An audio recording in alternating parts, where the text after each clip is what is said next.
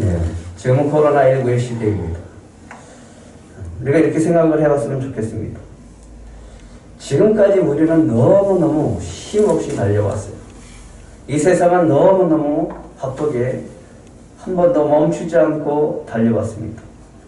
우리가 너무 바쁘고 분주하게 살기 때문에 주님이 좀 잠시 멈춰라, 스톱이라고 하는 그런 뜻에서 코로나를 주신 것은 아닐까를 생각을 해봤습니다. 우리는 때로는 모든 것을 다 멈추고 내 자신을 돌아보는 시간이 필요합니다. 그리고 한번 여러분들도 여러분들의 인생을 좀 조용하게 돌아보는 그런 시간을 가져보시기 바랍니다. 그렇다면 주님은 내 인생을 어떻게 바라보고 계실까를 한 번 더 생각해 보시기 바랍니다.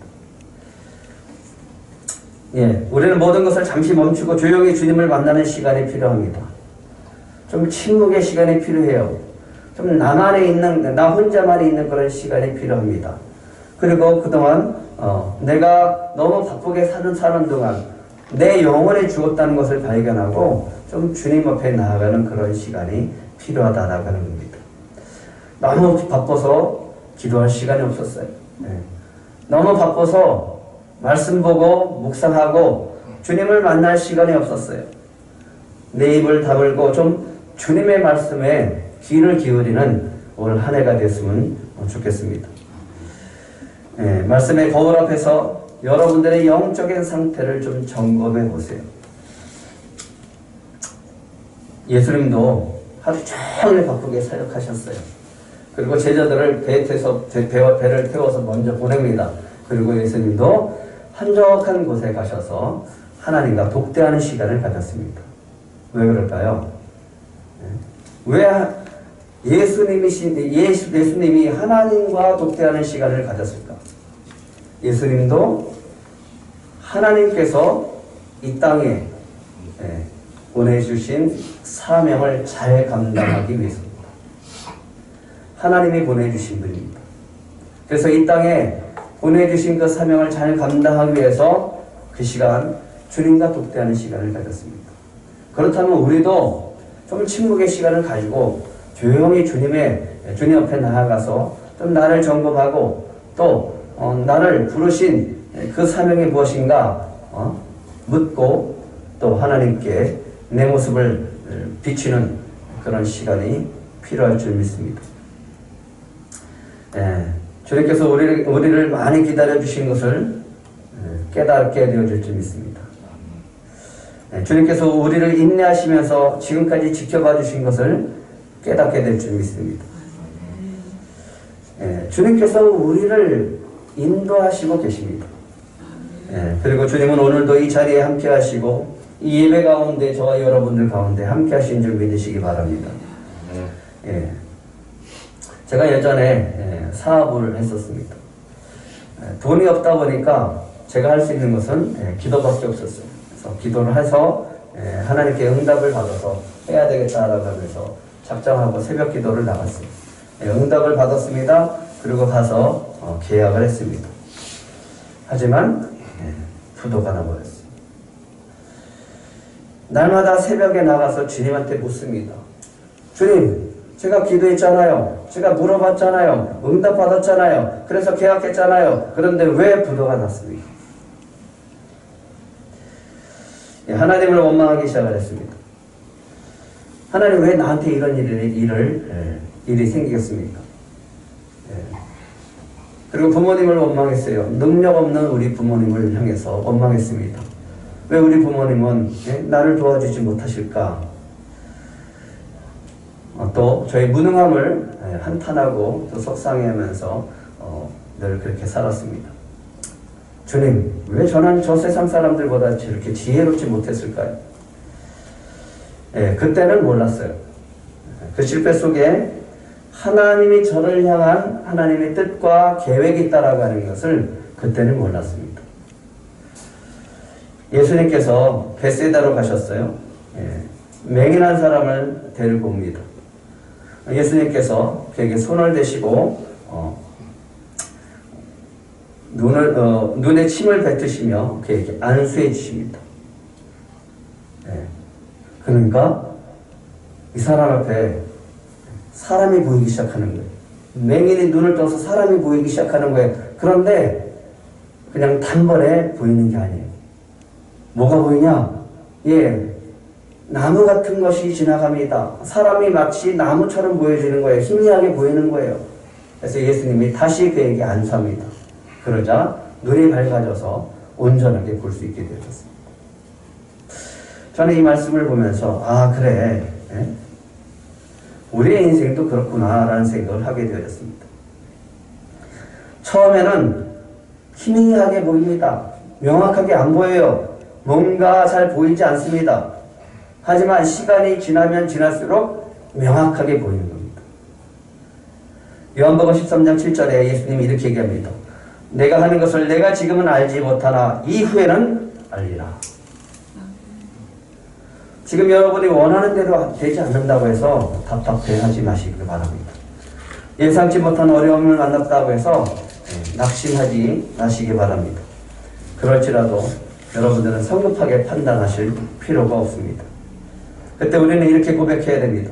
한번 따라해 보실래요? 무슨 뜻이 있겠지? 무슨 계획이 있겠지? 그렇게 믿음으로 고백하셔야 됩니다. 그때는 몰라서 답답할 수 있습니다. 지금 당장은 몰라서 답답할 수 있습니다. 앞이 보이지 않고 희미하게 보여서 분명하게 보이지 않으니까 답답할 수 있습니다. 하지만 후에는 그때도 주님께서 우리를 인도하셨다라고 하는 것을 깨닫게 하실 줄 믿습니다. 수년간 죄책감에 저는 살면서 늘 기도했습니다. 새벽마다 죽기를 강구했습니다. 실패 속에서 날마다 죽기를 강구했습니다. 그러면서 회개하기 시작을 했습니다. 내가 하나님을 의지하는 게 아니라 사람을 의지하면서 살았구나. 내가 하나님을 의지하지 않고 돈을 의지하면서 살았구나. 내 주인은 주님이 아니라 내 주인은 돈이었구나라고 하는 것을 얘기했습니다. 그래요. 하나님의 탓이 아니라면 제 탓이죠 라고 인정하면서 살았는데 날마다 제 삶은 그랬어요. 그래서 저는 너무 답답하고 살 길이 없었어요. 소망이 없었습니다. 한번 실패하니까 일어나질 못하는 거예요. 길이 안 보이는 거예요. 근데 그것이 주님께서 저를 부르시는 사인이었음을 나중에 알게 되었습니다. 그리고 세월이 흘렀습니다. 한 10년쯤 지났을 때 주님께서 어느 날 저의 그 모든 죄책감을 다 사해 주시는 것을 경험하게 되어졌습니다. 주님은 제가 물질로 헌신하는 것보다 제 자신을 원하고 계셨다라고 하는 것을 나중에 깨닫게 해주셨습니다. 내가 뭔가를 막 해서 주님 앞에 영광을 돌리는 게 아니라 주님이 바라는 건 바로 제 자신이었다라고 하는 겁니다.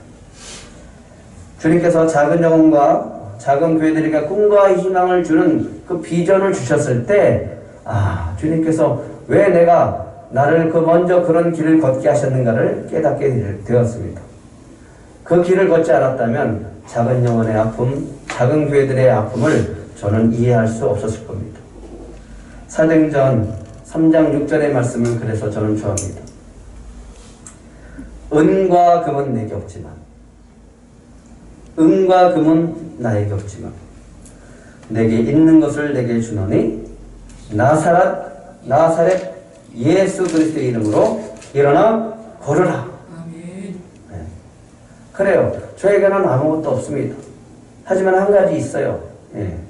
주님께서 그 낮은 자리에서 저를 일으켜주신 그 주님의 은혜가 있기 때문에 저는 그들에게 꿈과 희망을 줄 수 있다고 믿습니다. 예, 요셉이 애굽으로 팔려간 지 22년 만에 형들을 다시 만납니다. 그리고 그 자리에서 오늘 이렇게 고백합니다. 형들 앞에서 이렇게 고백합니다.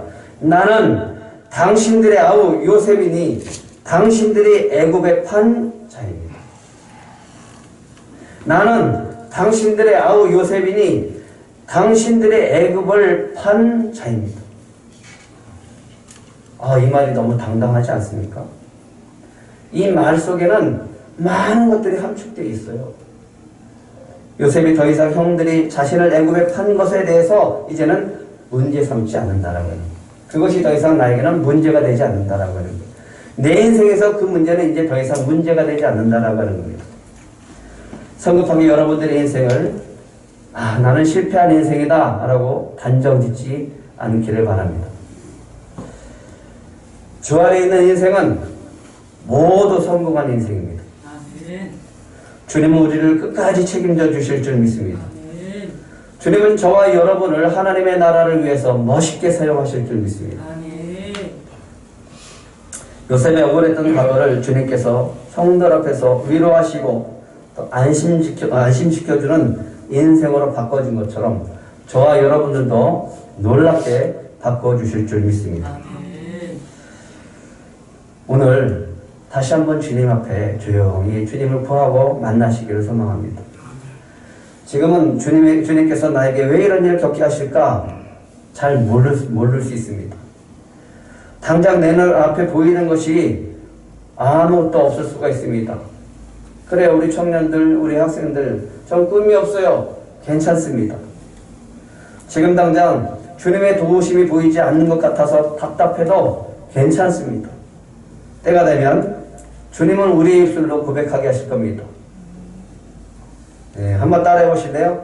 나는 당신들의 아우 요셉이니 당신들의 애굽의 판자니라. 이렇게 말할 때가 있습니다. 그런 때가 오실 줄 믿습니다. 때가 되면 주님께서 왜 우리를 이 길로 인도하셨는지 분명하게 알게 하실 때가 있습니다. 때가 되면 주님께서 왜 우리를 그 길로 먼저 보내셨는지 고백하게 하실 때가 있습니다. 하나님의 도우심이 전혀 보이지 않을 때도 있습니다. 하지만 우리는 믿어야 됩니다. 그때도 주님은 우리를 붙들고 계신다. 그때도 주님은 우리를 인도하고 계신다. 주 안에 있는 모든 인생은 실패한 과거도 상관없습니다. 오늘 나의 형편이 어려워도 상관없습니다. 이 모든 것들을 더 아름다운 미래를 향해서 주님께서 사용하실 줄 믿습니다. 그 모든 것을 하나님의 꿈을 이루는데 아주 멋있게 사용하실 줄 믿습니다. 만약 하나님께서 요셉에게 이렇게 얘기를 하면 요셉이 내려갔을까? 요셉아, 넌 애굽에 내려가야 된다. 근데 너 애굽에 내려가는 과정이 먼저 구덩이에 빠져야 돼. 그리고 너는 애굽의 종으로 팔려갈 거야. 그리고 너는 보디발의 집에서 억울하게 감옥에 갇힐 거야. 이제 가라. 갈 수 있나요? 그거 알고 갈 수 있냐고요. 때로는 모르는 게 우리에게 은혜가 될 수 있습니다. 우리가 가는 길이 어떤 길인지 모를 때 오히려 그때가 은혜가 될 수 있습니다. 하지만 언젠가는 주님께서 그 길을 가게 하신 목적이 무엇이고 왜 그 길을 가게 하셨는지 분명하게 우리에게 알게 하실 때가 있을 줄 믿습니다. 모르고 여기까지 온 것 우리는 이렇게 고백해야 됩니다. 그것도 주님의 은혜입니다. 아멘. 요셉이 애굽으로 팔려간 지 22년 만에 형들 앞에서 오늘 이렇게 고백합니다. 4절 5절입니다. 같이 읽겠습니다. 시작. 요셉이 형들에게 이르되 내게로 가까이 오소서. 그들이 가까이 가니 이르되 나는 당신들의 아우 요셉이니 당신들이 애굽에 판 자라. 당신들이 나를 이곳에 팔았다라고 해서 근심하지 마소서. 한탄하지 마소서. 하나님이 생명을 구원하시려고 나를 당신들보다 먼저 보내셨나이다. 주님, 왜 내 인생은 이렇습니까? 그렇게 근심하지 말라고. 주님, 왜 내 인생은 이렇게 어렵습니까? 라고 한탄하지 말라라고 하는 겁니다. 여러분들은 너무 성급하게 판단하지 마시기 바랍니다. 때가 되면 예수님이 그래서 그랬구나 라고 하는 것을 깨닫게 하실 때가 올 줄 믿습니다. 지금까지 주님께서 인도하셨습니다. 그리고 앞으로도 계속 인도해 주실 줄 믿습니다. 그래요. 지금 답답할 수 있어요. 하지만 주님께서 왜 나를 이 길로 인도하셨는지 아주 멋있게 깨닫게 하실 때가 올 줄 믿습니다. 22년의 세월을 보내면서 요셉이 왜 하나님께서 자신을 먼저 애굽으로 보내셨는지 이제 깨닫기 시작을 합니다. 예전에 형들이 왜 자신을 그 구덩이에 던졌는지는 몰랐어요. 자기를 왜 그렇게 미워했는지를 몰랐어요. 자기를 왜 그렇게 시기했는지를 몰랐어요. 근데 22년 만에 형들을 다시 만난 거예요. 예, 형들을 만났는데 궁금한 게 있어요. 예, 형들이 왜 그때 나를 그렇게 미워했는가? 그리고 나를 팔고서 형들은 어떻게 지내고 있었을까? 또 나를 그렇게 미워서 팔아버렸는데 베냐민도 혹시 그렇게 해코지하면서 살리지는 않았을까? 형들의 진심을 알고 정말 형들의 마음을 알고 싶어서 그들에게 억울한 일을 당하게 합니다. 정탐꾼으로 몰아버리는 거예요.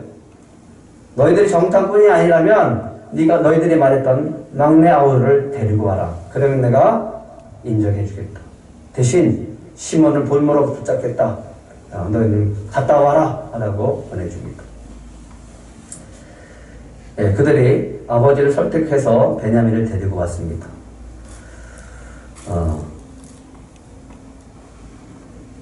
그렇게 되어졌을 때 형들을 시험하는 것을 보게 되어집니다. 베냐민을 데리고 오라고 할 때 형들이 그랬어요. 야, 우리가 아우의 일로 말미암아 범죄하였도다. 그때 요셉이 그때 애걸할 때 그 마음의 괴로움을 보고도 우리는 듣지 않았다. 이 괴로움이, 그 아이의 괴로움이 오늘 우리에게 임하고 있구나. 루벤의 형이 얘기합니다. 내가 너희에게 그 아이에 대해서 죄를 짓지 말라고 그러지 않았느냐? 그래도 너희가 듣지 아니었으므로 그러므로 그의 핏값을 오늘 치르는 거다.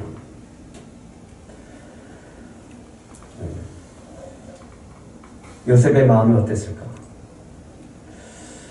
그런데 진짜 베냐민을 데리고 온 거예요. 아버지를 설득해서 베냐민을 데리고 왔어요. 근데 여기서 궁금한 게 있는 거예요. 형들이 정말 베냐민을 어떻게 생각하고 있을까? 정말 아끼는 사람들일까? 아니면 위험에 처하면 베냐민도 버려버리고 자기 살 길들을 찾을까? 궁금한 거예요.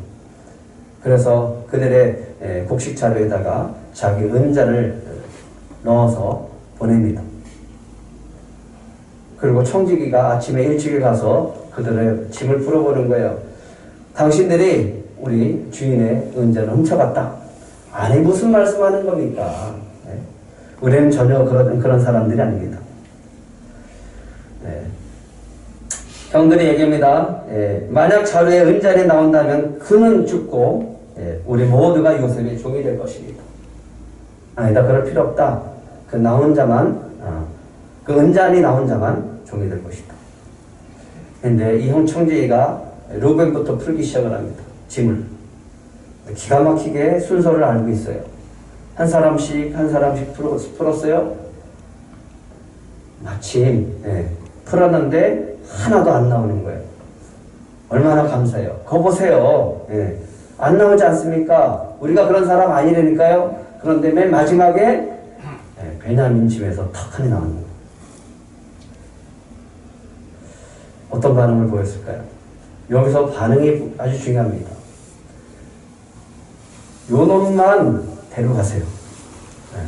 베냐민이 범이니까 베냐민만 데려갔어요. 그리고 자기들은 올라올 수 있어요. 그죠? 근데 형들이 그렇지 않아요. 다 같이 요셉한테 갑니다. 요셉 앞에서 얘기합니다. 우리를 다 같이 당신의 종으로 삼아달라고. 여기서 44장 16절에 보면 이런 얘기를 합니다. 44장 16절. 유다가 이런 말합니다. 한번 같이 읽겠습니다. 시작. 유다가 말하되 우리가 내 주께 무슨 말을 하오리까? 무슨 설명을 하오리까? 우리가 어떻게 우리의 정직함을 나타내리까? 하나님이 종들의 죄악을 찾아내셨으니 우리와 이 잔이 발견된 자가 다 내 주의 노예가 되겠나이다. 뭐라고요? 하나님이 종들의 죄악을 찾아내신다. 우리의 죄악을 찾아내신나이다. 요셉이 이 말을 듣고서 어떤 생각을 했을까요? 가슴이 찡하지 않았을까요? 우리가 이 자리에 발견된 자가 다 내 주의 노예가 되겠나이다. 베냐민을 책임져 주려고 하는 유다의 모습이 보이기 시작하는 겁니다. 그러면서 이야기를 쭉 하는 거예요. 지금 아버지가 살아계시고 예전에 아들이 그렇게 살아가는 아들이 있었는데 그 아이는 잃어버렸고 아버지가 정말 생명처럼 아끼는 이 아들이 있었습니다. 그런데 당신이 이 아들을 데리고 오면 우리의 정직함을 인정해 준다고 해서 데리고 오지 않았습니까? 그러면서 얘기합니다. 네? 이 아이의 생명이 아버지와 연결되어 있습니다. 만약에 이 아이가 죽으면 우리 아버지도 죽습니다. 우리 아버지가 아버지에게 돌아갈 때 이 아이는 반드시 데려가야 됩니다. 제가 이렇게 약속을 했습니다. 아버지가 아이의 없음을 보고 죽으리니 이같이 되면 종들의 주의 종 우리 아버지가 흰머리로 슬퍼하며 수월로 내려가게 함이니이다. 그러니까 저를 담보로 좀 써주세요. 이 아이의 담보로 저를 드릴 테니까 좀 대신 저를 노예로 삼고 우리 베냐민을 풀어주세요 라고 하는데 요셉이 이 유다의 말을 듣고 눈물을 터뜨리게 하는 이 장면이 있습니다. 그 구절이 뭐냐면 44장 33절 34절입니다. 한번 같이 읽겠습니다. 시작. 이제 주의 종으로 그 아이를 대신하여 머물러 있어 내 주의 종이 되게 하시고 그 아이는 그의 형제들과 함께 올려보내소서. 그 아이가 나와 함께 가지 아니하면 내가 어찌 내 아버지에게로 올라갈 수 있으리까? 두렵건대 제가 내 아버지에게 미침을 보리이다. 제가 대신하겠습니다. 제가 베냐민 대신하겠습니다. 제가 베냐민 대신 당신의 종이 되겠습니다. 근데 유다가 어떤 사람이었냐면 자기를 구덩이에 던졌을 때 야 죽이지 말자. 이놈을 그냥 애굽에 팔아버리자 라고 했었던 사람이 유다였어요. 그 형 때문에 내가 자기가 팔려왔었거든요. 근데 22년이 지난 지금 형들의 모습이 변화되어진 것을 볼 수 있었어요. 뭐 때문에 변했어요? 그들의 변화는 요셉이 없는 자리 때문에 변화가 되어졌어요. 요셉을 팔아버리고 그 없는 자리에 아버지가 맨날 슬퍼하면서 살았던 모습을 보면서 죄책감이 들었던 거예요. 그런데 베냐민까지 잃어버리면 어떻게 돼요? 그러면서 요셉의 빈자리 때문에 형제들은 지금 하나가 되고 있는 것을 보게 되어집니다. 아버지를 생각하고 베냐민을 생각하는 것. 나를 팔아버렸던 형들이 이제는 내가 없는 자리를 통해서 가족이 하나가 되어지고 또 서로 아껴주는 그런 형제로 변화되어졌다라고 합니다. 요셉이 깨닫습니다. 아, 그렇구나. 하나님께서 왜 나를 먼저 애굽으로 보내셨는지를 알겠다. 시기와 질투로 분열된 그 마음을 내가 없는 자리를 통해서 하나님은 하나가 되게 하셨구나. 요셉을 이런 슬픔으로 살아가는 그 아버지를 통해서 형들은 이제 아버지의 마음을 알고 아버지의 마음을 헤아리고 베냐민의 생명을 대신할 만큼 변화된 형들이구나라는 것을 깨닫게 되어졌습니다. 그 변화를 위해서 하나님은 자기를 먼저 보내셨다는 겁니다. 우리는 그래요. 흔히 군대 가면 철든다고. 왜 그런 얘기를 할까요? 네? 가족이랑 떨어지면 가족의 소중함을 알기 때문에 그렇습니다. 부모님이 그리워지고 집이 그리워지고 전혀 없었던 가족의 사랑이 싹트기 시작을 합니다. 그리고 생전 편지 한 번 안 보냈던 사람이 편지를 쓰기도 합니다. 제가 제대하면 부모를 잘 모시겠습니다. 효도하겠습니다. 물론 제대하면 마음이 바뀌지만 그래도 그때는 진심으로 쓰게 되어집니다. 저에게 주신 은혜가 있습니다.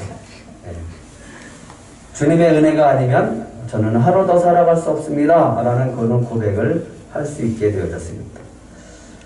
저는 주님의 은혜 속에서 주님의 도우심이 아니면 저는 살아갈 수 없습니다. 라는 그런 고백을 할 수 있게 되어졌습니다.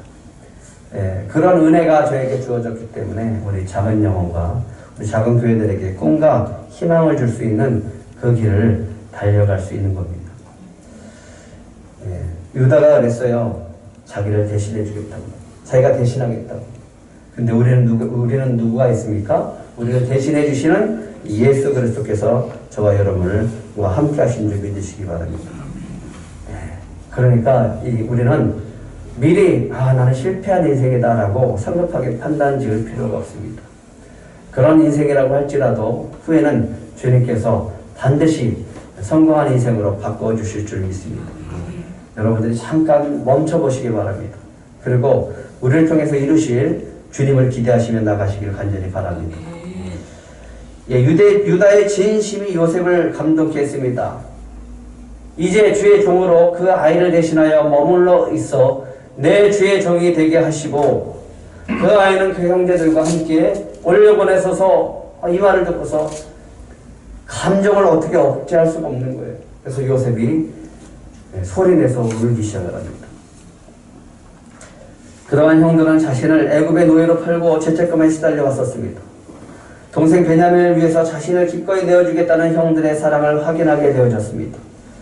어느새 형들은 아버지의 마음을 아는 아버지들이 되어 있던 겁니다.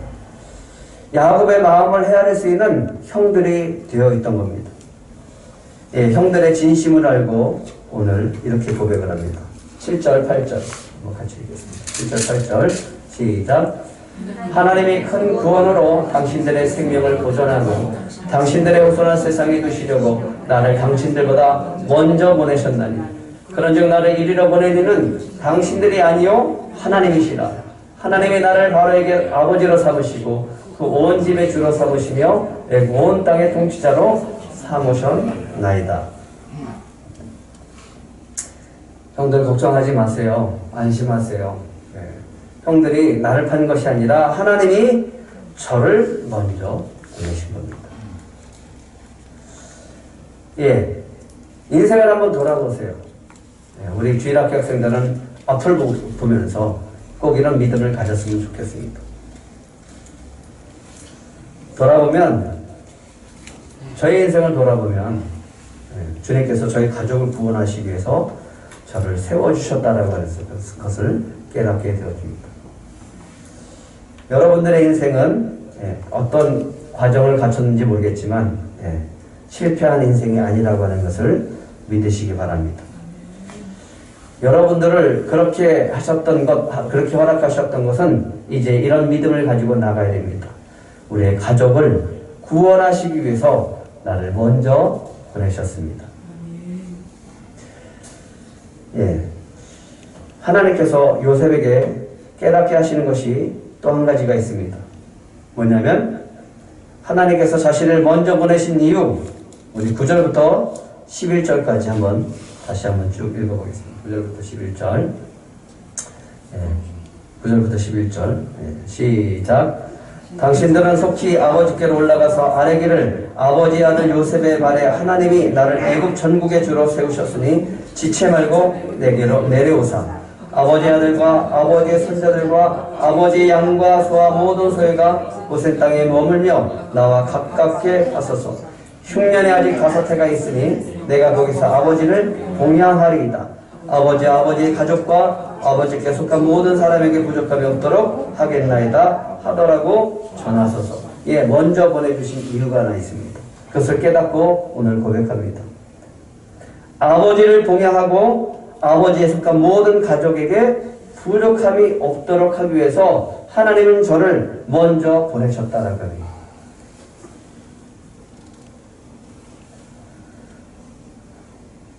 야곱이 애굽으로 내려가야 돼요. 그래야지 하나님은 이스라엘이 큰 민족으로 세워줄 수 있습니다. 그런데 또 얘기합니다. 야곱아, 너 애굽으로 내려가라 라고 한다고 해서 야곱이 쉽게 내려갈 수 있을까요? 제가 어떻게 얻은 땅인데, 제가 어떻게 해서 얼마나 갖다라면서 고생하고 여기에 정착했는데, 하나님이 말씀하시지 않습니까? 여기에서 저에게 이 땅과 자손들을 약속하지 않았습니까? 근데 내려가라고 하시는 건 이유가 뭡니까? 안 됩니다. 못 내려갑니다. 라고 할 수 있죠. 근데 애굽에 누가 있어요? 정말 생명까지 아끼는, 자기의 생명같이 아끼는 그런 요셉이 있는데, 요셉이 살았다라고 하는 거예요. 수레까지 보냈어요. 안 내려가겠습니까? 내려갈 수밖에 없는 거예요. 그 이유가 뭘까요? 네, 오늘 요셉은 이야기하게 됩니다. 당신들은 속히 아버지께로 올라가서 아뢰기를, 아버지의 아들 요셉의 말에 하나님이 나를 애굽 전국의 주로 세우셨으니 지체 말고 내려오게 하십시오. 아버지의 아들들과 아버지의 손자들과 아버지의 양과 소와 모든 소유가 고센 땅에 머물며 나와 가깝게 하옵소서. 흉년에 아직 5해가 있습니다. 내가 거기서 아버지를 동행할 것입니다.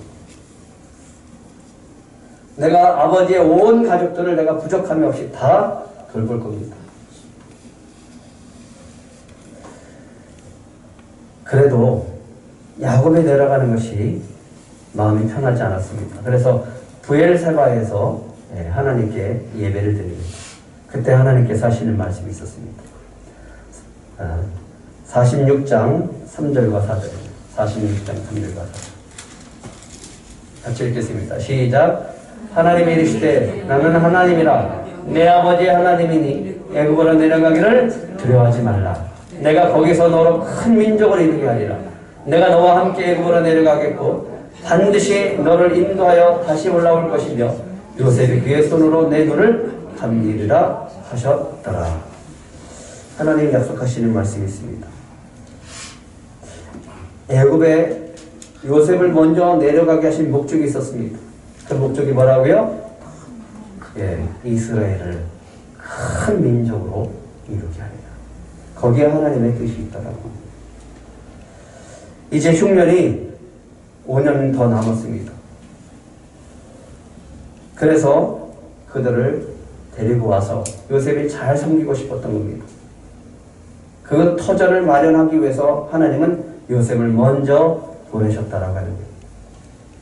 드디어 야곱이 요셉을 만납니다.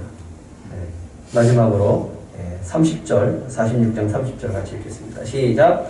이스라엘의 요셉에게 이르되 내가 지금까지 살아있고 내가 내 얼굴을 보았으니 지금 죽어도 족하도다.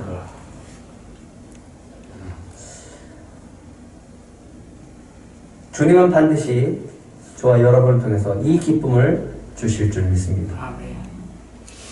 우리가 가는 길이 어떤 길인지 잘 모르고 지금은 답답하고 잘 보이지 않고 또 어렵고 힘들다고 할지라도 주님은 반드시 이 고백을 하게 하실 줄 믿습니다.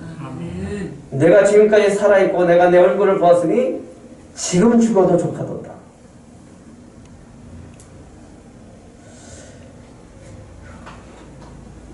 여러분은 이렇게 믿으세요. 나는 지금까지 주님과 함께 훌륭한 인생을 살았다. 사람들이 어떻게 평가해도 상관없습니다. 주님이 평가하는 게 중요합니다. 주님과 함께 하셨다면 저와 여러분의 삶은 성공한 삶이었습니다. 때로는 이해가 되지 않고 또 잘 알지 못할 때가 있습니다. 그리고 왜 이런 일이 생기는지 잘 모를 때도 있습니다. 하지만 우리는 믿어야 됩니다. 그래도 주님은 우리와 함께 하십니다. 앞이 잘 보이지 않고 불안해 할 때도 있습니다. 꿈이 없어서 답답할 때도 있습니다. 뒤처지지는 않을까 우리가 그런 마음에 우리가 두려워하기도 합니다. 하지만 주님은 오늘 요셉을 통해서 말씀하십니다.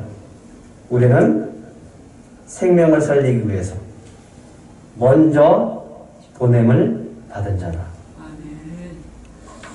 한 주간 여러분들의 조용하게 주님을 만나보시기 바랍니다. 그리고 여러분들 스스로 판단하지 말고 주님이 우리에게 말씀하시는 것을 좀 들어보시기 바랍니다. 그리고 한 주간 이렇게 외쳐보시기 바랍니다. 마지막 장면 올려주실래요? 같이 크게 읽습니다. 시작. 나는 우리 가족, 우리 직장, 지역의 생명을 구원하기 위해서 먼저 보냄받은 자다. 이번 주는 아침에 일어날 때마다 이것을 외치고 사시기 바랍니다. 전능하신 하나님께서 역사하신 것처럼 이번 주에도 이 믿음을 통해서 저와 여러분을 놀랍게 사용하시는 그런 한 주가 될 줄 믿습니다. 다시 한번 읽겠습니다. 시작. 나는 우리 가족, 직장, 지역의 생명을 구원하기 위해서 먼저 보냄받은 자다.